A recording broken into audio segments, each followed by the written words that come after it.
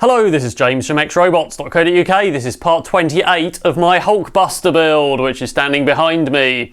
Last time I did some work on replacing these giant hands that I made when I first started the project, and the forearms as well, and I've got those here. I've actually joined the hands onto the forearms now with these hinges, so that they can kind of do that Iron Man pose, so the repulsors will show. Today we're going to work through putting the rest of the mechanics in and the hand plates on the back of the hand and getting them mounted. Now, a lot of people ask me how I fund all these projects and pay for all the filament to do these giant 3D prints. The answer is my Patreon campaign. So I'm actually funded by my followers. So have a look at patreon.com/xrobots, where you can get some exclusive rewards, including access to a live broadcast with me and all my digital downloads for all my projects for free. So let's have a look at some CAD. The hinge part that I just showed you there is these two orange blocks which are fitted between the forearm and the hand back plate, which I made last time, and simply put, that just they've got a kind of square thing on the front, so that just allows the hand to rotate within limits. There is another hinge point on the hand which will get pushed out, hopefully potentially as the hand back hinges backwards, or an independent mechanism, and I haven't quite decided yet. So first of all, we need to put the hand plate on, and looking at the Hot Toys model that's come out, that's split into two parts. So the gold hand here is all of the parts of the hand merged together, just so we can see where it sits, and it sits quite nicely in the middle there. And then these other parts on the top are going to be the hand plate, so the green parts are going to be fixed onto the rails there, and they're going to be stationary for the main form of that hand plate that sticks along the back of the hand and forearm. And then the other red and blue pieces floating off at the top there are going to be a piece which moves on a 4-bar link, and I'm hoping that as that moves backwards, and there are some extra linkages to put in there, it actually flips the hand back at the same time. It may be an independent mechanism. I'm going to get all those parts printed and assembled, and then we'll see how we're doing.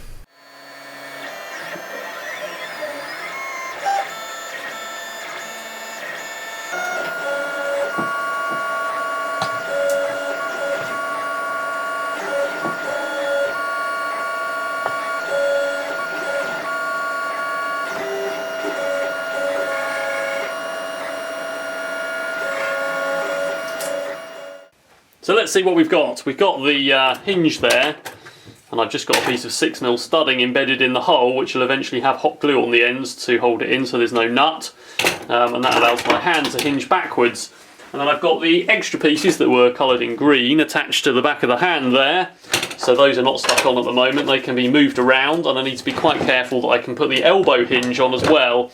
And then we've got this piece, which will sit here and make the front of the hand, and that is going to hinge up and outwards, like so, to reveal weapons and things, I think, and that looks like how it is in the Hot Toys model. And I was going to link that to the same mechanism that causes the hand to flip back, so the repulsor can point slightly further forwards, but I'm not sure in fact whether that should be a separate mechanism, because I don't think this hand plate is going to prevent the hand from moving, and also the leverage involved in those is quite different. So let's have a think about those mechanisms. Printed a whole bunch of plastic parts. I've got a bracket here with a hole in for the cable of the servo, so the servo will fit in there quite neatly. And then we've got various blocks, hinge pieces, and some of these which make our 4-bar link. So let's see how those get assembled. Here's one side assembled, so I've got my servo in here, and I've got my two H-bars which make a 4-bar link. So this piece hinges back quite nicely. So that's going to reveal some weapons that'll be underneath, perhaps actually attached to this plate, so they flip down when the hand plate is down, and then point forwards when it is up. That also means that the hand can flip backwards and not be caught on the rest of this plate, which is going to come forward considerably, or the hand can point down and this can point upwards so that guns can shoot without shooting the hand off. So I think at the moment this hand mechanism is going to be independent, and it's going to be the same mechanism that pulls the fingers to make a fist, and then it's going to be sprung backwards. So I've got one pull cord essentially that pulls it forward and clenches the fist, and then the weapons pod on top of the hand is totally independent. So that's the current thinking, and all those parts are installed there, so I need to put the other one together. Then I'm going to think about actually mounting these up onto the Hulkbuster.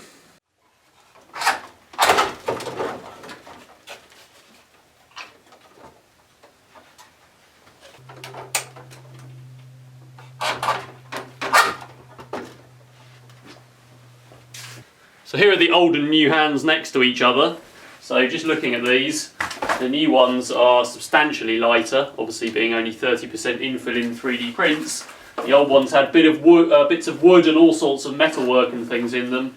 So the plan is to basically take these pieces off the old ones, which mount onto the elbow, and just make a bracket to mount them on this position. So that should give me a slightly shorter forearm, and they should go right back on. And I'm not sure what to do with the bungees that are on there, whether they hook onto this or they now hook onto the bicep. That's something we need to experiment with the change of weight. So I'm going to print a piece to mount those and we'll see how it goes. For now I've just acetone welded that piece onto these two sticks and it seems fairly firm. I may put some other reinforcements in, but that'll do for now to get the arms placed. So let's stick those on and see what they look like.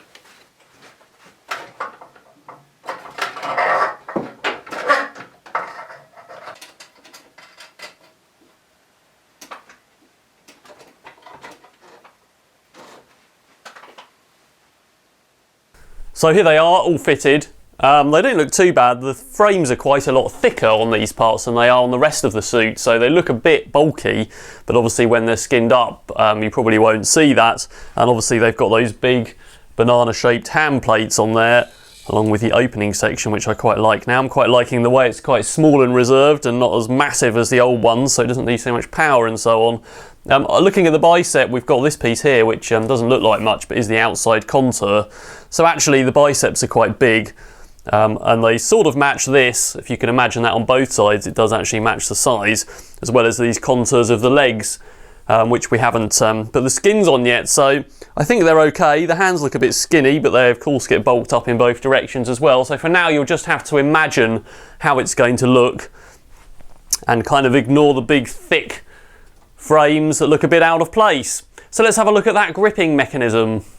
I'm going to use the same motors that I used before, which are these cordless drill motors, and I've got those mounted up so that they are stuck into this block, which is 3D printed. There's a bearing on the end there. I don't know if you can just see, it's the same bearing I had on the old arms. So we've got this little pulley that turns and it's nicely suspended, and the shaft is supported there. And that shaft is just made out of a screwdriver bit shoved in there with a 3D printed pulley on. And then the cords that are going to pull the arms, or the fingers I should say, are the same cords as last time, which are actually nylon 3D printer filament.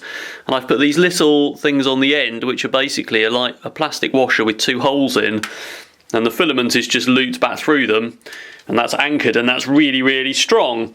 So all of those will go down the fingers, and these washers don't fit through the holes in the end of the finger. And then they'll all get anchored into this plate, which is a set of two holes for the 4 cords for each hand. And there's space there to cable tie that onto a cord, which will get pulled by the motor, which is going to be mounted further up the forearm. I've got one set of cords installed in the fingers there, and I've got an elastic band just attached to the hands back, so when I let go it flips backwards.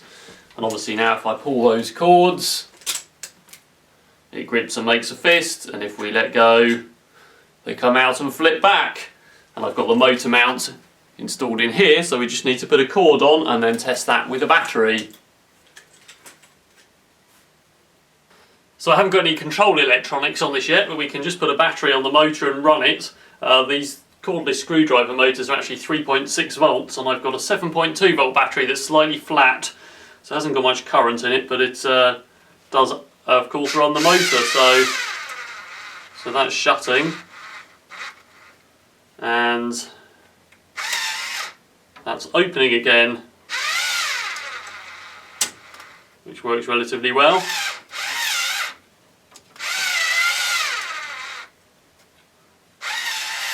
And eventually those will be triggered by the joysticks that I've got in the upper arm that are controlled by my hands. Replacing the arms pretty much concludes building the 3D printed frame for this suit. There's a few more things to do around the back and around the back of the legs and so on. Those things are going to happen as I build out the shells or the skins and the other detail parts. So what I'm hoping to do in future episodes is now go over the suit, building in the detail, building in the skins, and also doing a little bit of 3D printing in each one, a bit of electronics, and some working with other materials like the sheet foams that I've used on the chest plate here. So there's going to be quite a lot of animatronics in the suit, as well as the hand thing that we built today. We've also got the other features that I put in before, like the opening chest plate panels, which will have lots of detail behind them. I'm hoping to have more things like that, perhaps panels on the chest here that flip open with some rockets or something like that inside, which pop out. So there's a couple of big pieces that need some kind of bigger actuators, like the pods on the shoulders, which open up there for some weapons. The majority of it, I'm going to try and get lots of small features which are motorised. And that means I can use radio control servos, like the ones I put in the hands today and the ones that are fitted in there. So there's going to be a little bit of electronics to code it, so we're going to have a look at that right now. I've got some things on the table. I'm going to be using Arduino for this project, which I haven't done much in the past. I've mostly been using another system called Pickaxe. But for this project we're going to use Arduino because it's quite popular. So I've got an Arduino Uno here, which is kind of the standard Arduino board. There are bigger and smaller ones, and these are open source, which means that lots of other people have written libraries to take the pain out of some of the coding, and also made third-party modules which plug in, and they have a library. So Adafruit is a great website to have a look at, who've got lots of modules which plug in like their NeoPixels, and they've got a library so they're really easy to program. So we're going to do quite a simple example today. We've got a radio control servo, and that's like the one in the hand and the chest plate, which is basically a motor. And the radio control servo has 3 wires, 2 for power and 1 for a signal. And normally you'd put these in radio control cars and things, and that would be driven by a PWM signal from the radio control receiver. But in fact we can easily drive that from an Arduino to make it turn to specific positions. I've also got a little switch, which is just a push button switch, an LED and some resistors, and both the switch and the LED are going to need a resistor each so they can be wired into the Arduino.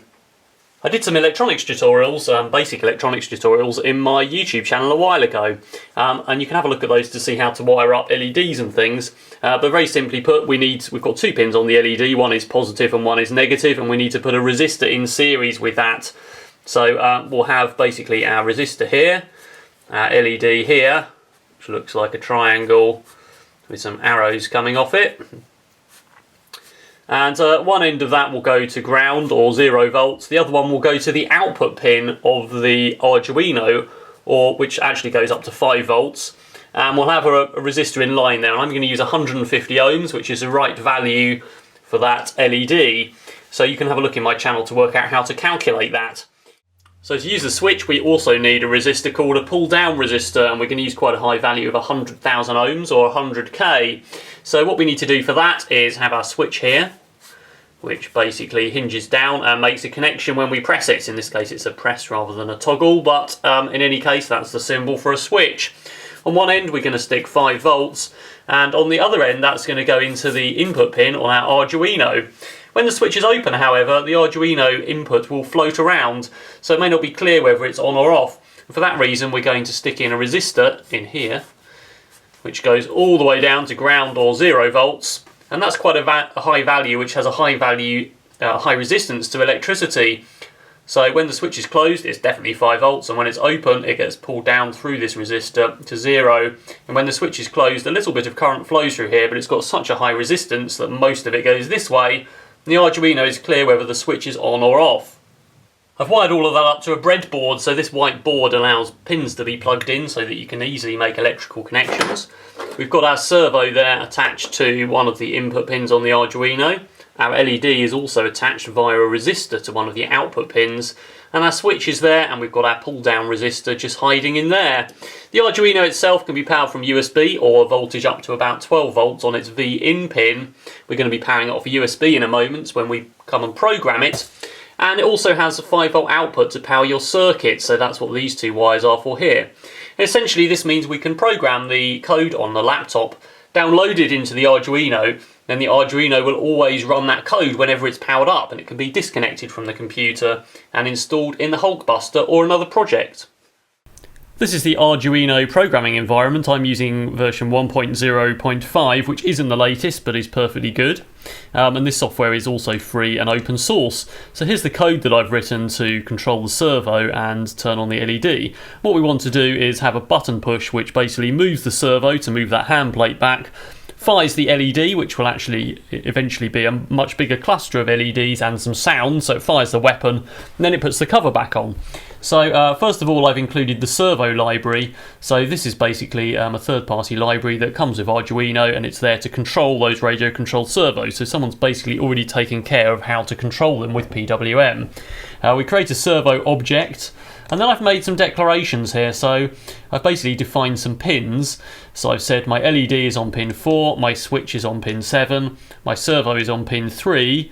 The initial state of the switch is that it's off to make sure that the suit doesn't do anything unexpected as soon as we power it up, so the servo is in the first position. I've got a variable here called gunfire, which is going to be the amount of times that it fires the LED cluster and sound effects, and that's set to 0 to start with as well, so it can count up from 0.